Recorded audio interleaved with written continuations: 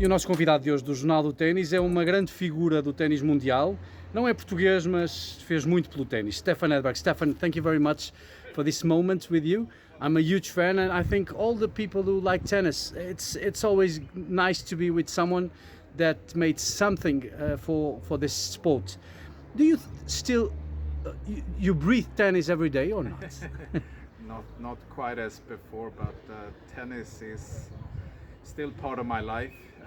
In the past, it was a very big part of my life, and when you look back, you feel good about everything. And I sort of still follow tennis, but not to the extent which I did before. I keep an eye on results and I watch a little bit, not as much as before. But tennis is always going to be part of my life going forward. Let's go a little bit back in time. When did you start to play tennis? Well, I started at not a very young age. I think it was at 7 years of age. I think people start a lot earlier today. And I did some other sports at the same time, but tennis maybe was a sport for me. And luckily I got a lot of success at a very early age, and that helps a lot when you get into the sport and you compete and you win and you progress. So it was a nice time. There was a time in that moment that you realized I'm going to be a tennis professional player? That took quite a long time actually, because I think when I started playing tennis, it was just playing tennis, wanted to be the best in your age group. I think it's different today where everybody is dreaming of becoming big stars very early age. I think, maybe I started to realize I had a chance 14, 15. That's when I sort of started to, maybe there is a chance for me, maybe not. But then, Mats Wilander, who was 2 years roughly older than I was, he won the French Open Yes. at 17 and a half, Yes. and I was 2 years younger, and I felt I'm not that far behind. So that thing was the moment where I sort of realized that I could at least become a professional. Did you change anything in your life to become a professional tennis player? Like being with friends, spending time? Yeah, I think tennis was always a hobby to start with, and I went to school until I was 16. It was really when I was 16 I turned truly professional. So that was really the key moment where things changed a lot, from training and taking it more seriously. But obviously, when you play tennis, you spend a lot of time traveling. Yes, you can't have a sort of normal life being at home, but there are so many other advantages being out, traveling, playing, winning. So it's Winning was very important to you? well, I think it is important. You have to sort of learn how to lose, but that's why we play sports.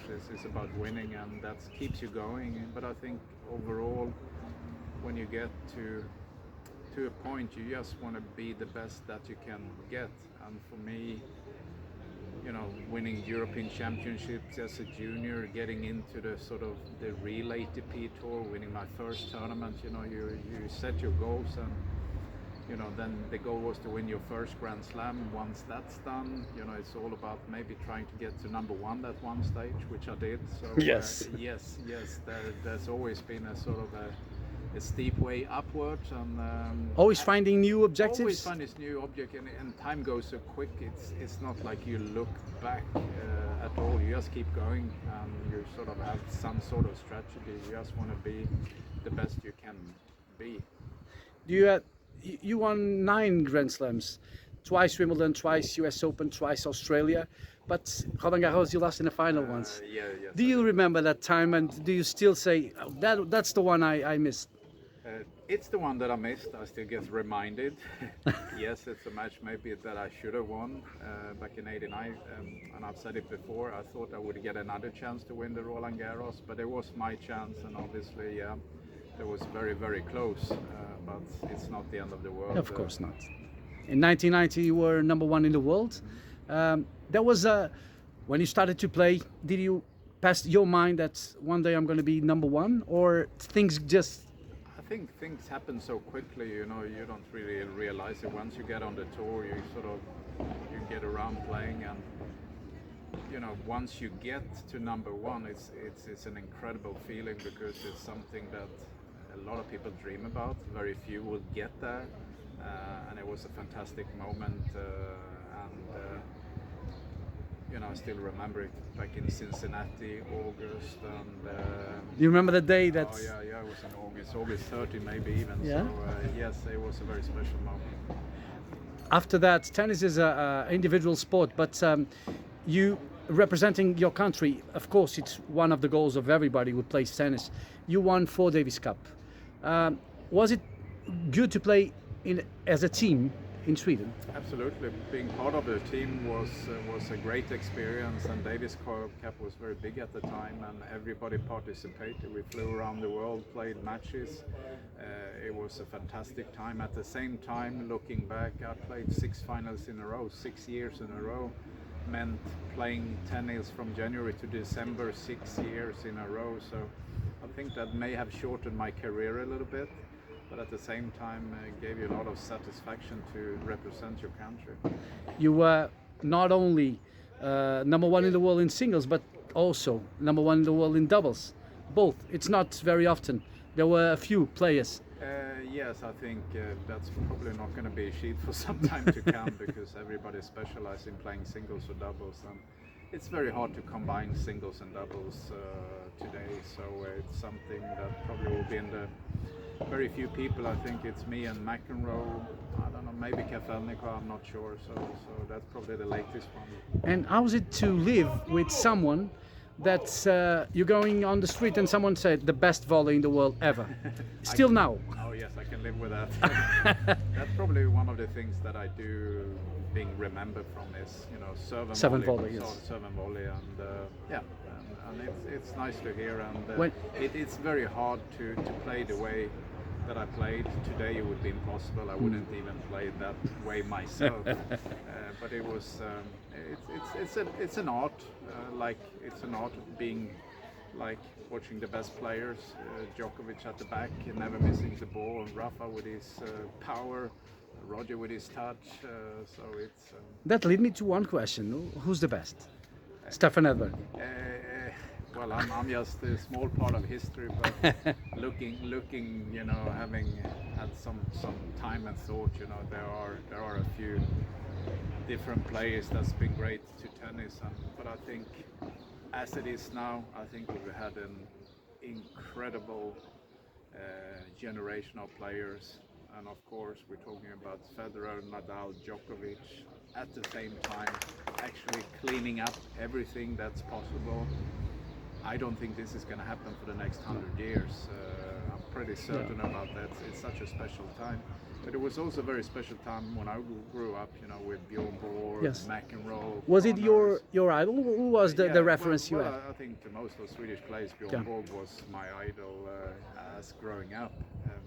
Did not play like him. I found my own way of playing tennis.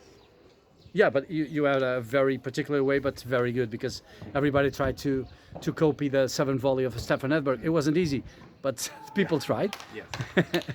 When you got to be a coach in 14-15, you coach Roger. How was it that experience to coach Roger Federer and to help him win 10 titles? Well, I think being part of Roger's team, as I was a fantastic experience. Being around one of the greatest players in the world, and what he's done for tennis is incredible. I was just a small part of it for a limited period of time, but I enjoyed it a lot, and getting to know him a little bit closer. He's a great personality, as you know, both on and off court, and it was exciting, but it's very different being a coach and a player. So it's quite a big adjustment to make, because you have to be very selfish as a tennis player, you have to be very unselfish as a coach, and it's a different thing, but it was possible because I was part of the team. It would have been very hard to handle on my own, but being part of a team, it made it fun. The last match that you made as a player, do you remember that time, and what was the feeling you had inside knowing that was the last match?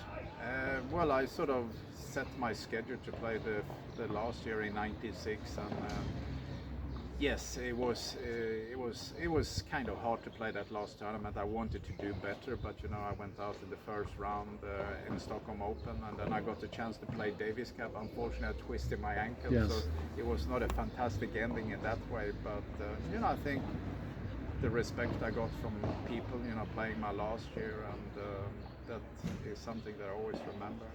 Being reminded like a star, like a player that everybody liked in the circuit, like a reference in tennis, was it important, and is it important for you?